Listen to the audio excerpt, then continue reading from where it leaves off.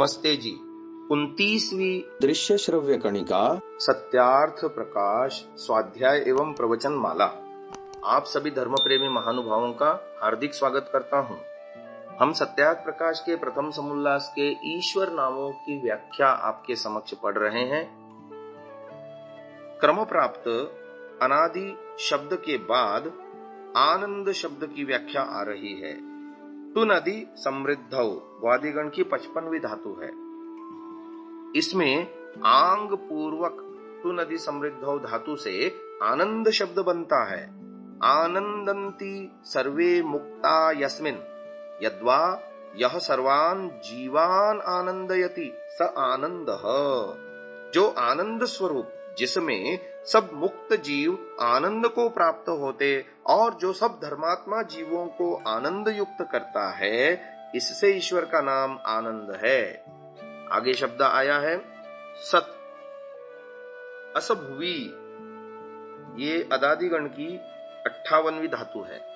असभुवी इस धातु से सत शब्द सिद्ध होता है। यदस्ति त्रिषु कालेषु न बाध्यते तत्सद ब्रह्म। जो सदा वर्तमान अर्थात भूत भविष्यत वर्तमान तीनों कालों में जिसका कोई बाध न हो, उस परमेश्वर को सत कहते हैं। आगे शब्द आया है चित। चिति संज्ञाने इस धातु से चित शब्द सिद्ध होता है। यश्चेतति चेतयति संज्ञापयति सर्वान् सज्जनान् योगिनस् तच्चित् परम ब्रह्म। जो चेतन स्वरूप सब जीवों का चिताने और सत्यासत्य का जनाने हारा है, इसलिए उस परमेश्वर का नाम चित है। इन तीनों शब्दों के विशेषण होने से परमेश्वर को सच्चिदानंद स्वरूप भी कहते हैं। जो तीन शब्द आए सत चित आनंद, इसके विषय में एक रोचक बात श्रोताओं को बतानी है। तीन अनादि पदार्थ हैं। अनादि अर्थात जिनकी उत्पत्ति नहीं होती या जिनकी उत्पत्ति में किसी भी प्रकार के कारण नहीं होते। तीनों अनादि पदार्थों में यानी ईश्वर जीवात्मा प्रकृति, इन तीनों अनादि पदार्थों में ये तीन शब्द घटते हैं। कैसे? क्रमशः ईश्वर में ये तीनों शब्द घटते हैं। सच्चिदानंद स्वरूप यानी सत्ता भी है जिसकी, चेतन भी है जो, और आनंद स्वरूप है। किंतु जीवात्मा में केवल दो ही चीजें घटती हैं सच्चिदानंद में से। जीवात्मा की सत्ता है, सत्तात्मक पदार्थ है, और ईश्वर भी सत्तात्मक पदार्थ है, और प्रकृति भी सत्तात्मक पदार्थ है। इसलिए सत नामक शब्द तीनों में घटता है, तीनों अनादि पदार्थों में। किंतु चित नामक शब्द केवल दो पदार्थों में घटता है, यानी जीवात्मा भी चित है, ईश्वर भी चित है। किंतु आनंद शब्द केवल एक पदार्थ पे घटता है, और वो है ईश्वर। ईश्वर आनंद स्वरूप है। जीवात्मा को आनंद की अपेक्षा है। प्रकृति में अपना आनंद नहीं है। प्रकृति में ईश्वर के माध्यम से ही वो आनंद आता है जो इंद्रियों के माध्यम से ग्राह्य होता है, ऐसा समझना चाहिए। तो सच्चिदानंद शब्द के बाद आगे चलते हैं। अगला शब्द आता है नित्य। यो ध्रुवो अचलो अविनाशी स नित्यः। जो निश्चल अविनाशी है, इसी से नित्य शब्दवाच्य ईश्वर है, यानी ईश्वर का नित्य नाम है, जिसका कभी विनाश नहीं होता और जो सदा स्थिर रहता है, चलायमान नहीं होता, उस ईश्वर का नाम नित्य है। अगला शब्द आता है शुद्ध। शुद्ध शुद्धौ वादिगण की 60वीं धातु है। इस धातु से शुद्ध शब्द सिद्ध हुआ है। यह शुद्धति सर्वान् शोधयति वास शुद्ध ईश्वरः। जो स्वयं पवित्र है, समस्त अशुद्धियों से स्वयं पृथक है और सबको शुद्ध करने वाला है, इससे उस ईश्वर का नाम शुद्ध है। अगला शब्द आता है बुद्ध। बुध अवगमने इस धातु से त प्रत्यय होने से बुद्ध शब्द सिद्ध होता है। यो बुद्धवान सदैव ज्ञातास्ति स बुद्धो जगदीश्वरः। जो सदा सबको जानने हारा है, इससे ईश्वर का नाम बुद्ध है। आगे शब्द आता है मुक्त।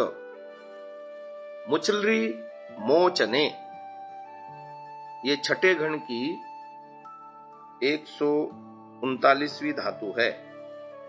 इस धातु से मुक्त शब्द सिद्ध हुआ है। यो मुंचति मोचयति वा मुमुक्षून स मुक्तो जगदीश्वरः, जो सर्वदा अशुद्धियों से अलग है और समस्त मुमुक्षुओं को क्लेशों से छुड़ाता है, इसलिए परमात्मा का नाम मुक्त है। अतएव नित्य शुद्ध बुद्ध मुक्त स्वभावो जगदीश्वरः, इसी कारण से परमेश्वर का स्वभाव नित्य शुद्ध बुद्ध और मुक्त है। आगे शब्द आता है निराकार।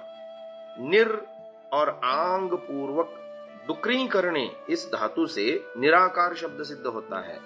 निर्गत आकारात स निराकारः, जिसका आकार कोई भी नहीं और न जो कभी शरीर धारण करता, इसलिए परमेश्वर का नाम निराकार है। वैसे जीवात्मा भी निराकार है। साकार प्रकृति, अव्यक्त प्रकृति से व्यक्त संसार का स्वरूप है, जिसे जो साकार होता है। साकारता माने स्थान घेरने वाला।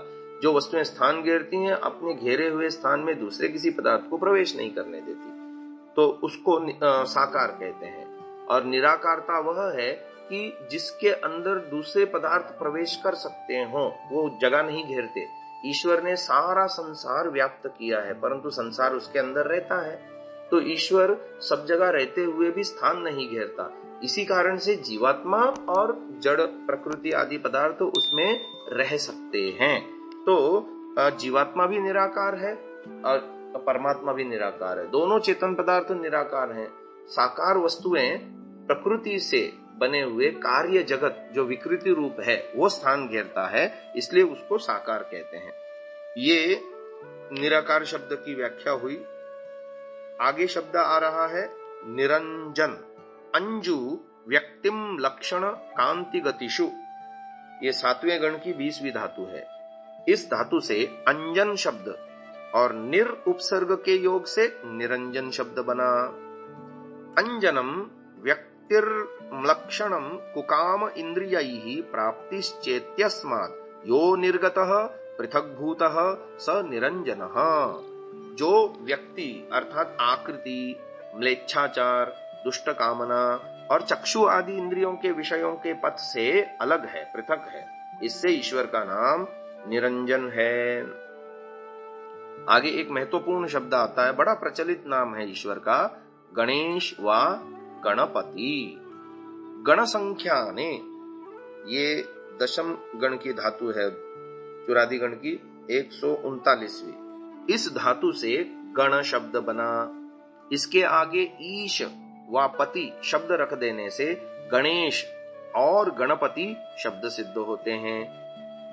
ये प्रकृत्यादयो जड़ा जीवाश्च गण्यन्ते संख्यायन्ते तेषामीशः स्वामी पतिः पालको वा, जो प्रकृत्यादि जड़ और सब जीव प्रख्यात पदार्थों का स्वामी व पालन करने हारा है, इससे उस ईश्वर का नाम गणेश व गणपति है।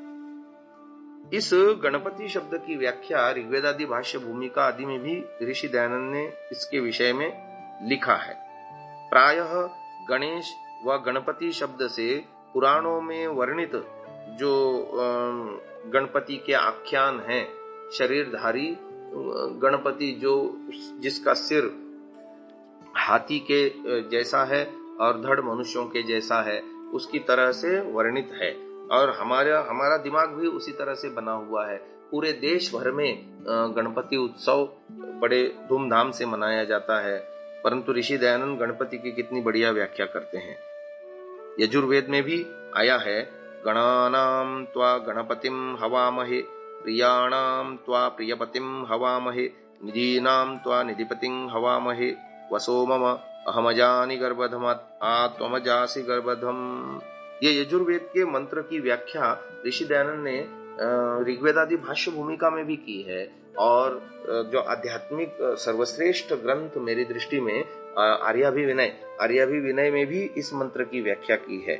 महानुभाव, इससे उस निराकार ईश्वर का, जो कि जड़ जीवों को गणना रखता है अपने अंदर, वो उस